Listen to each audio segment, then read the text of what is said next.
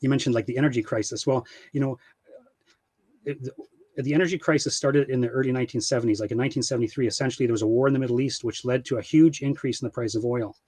Now, Alberta had had large amounts of oil since it was known since 1947, when there was a oil discovery at Leduc, Alberta, and Alberta was producing lots of oil since then. But which was a very good resource, of course. But the price of oil back in those days was like $3 a barrel or something like that.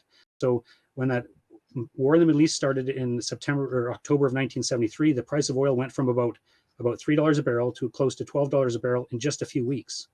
And so there was a massive surge in the price of oil, and Alberta was going to cash in really big because oil is a provincial resource.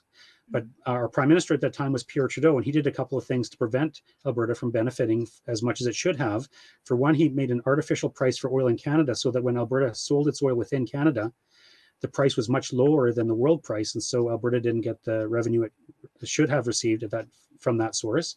Also, Pierre Trudeau put an export tax on Alberta's oil, which was unprecedented in Canadian history, so that when Alberta exported oil to the United States, and it exported a lot of oil to the United States, the federal government would take a huge percentage of that revenue, which should have gone to the province. So Alberta was not benefiting the way it should have from its oil resources, and so our premier at the time, Peter Lougheed, he actually called that export tax on oil the biggest ripoff in Confederation's history. And he fought Trudeau during the 1970s, trying to get a fair deal for Alberta for its oil within Canada. But then, to make a long story short, Pierre Trudeau was reelected in an election in 1980, where he actually campaigned against Alberta, saying, elect me and I'll put Alberta in its place, essentially. And then he brought in the National Energy Program in October of 1980, which hammered Alberta's economy. I mean, it devastated Alberta's economy. And I'm surprised, in the traveling I've done just in the last few weeks, I've met people whose own families were affected by the National Energy Program.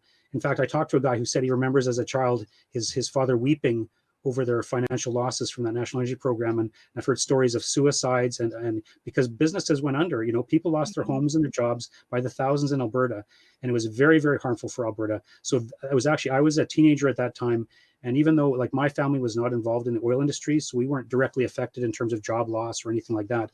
But it's still, I was growing up in Calgary, and I was going to high school in Calgary, and there were other people who were affected, and it just seemed to me like an attack on my community.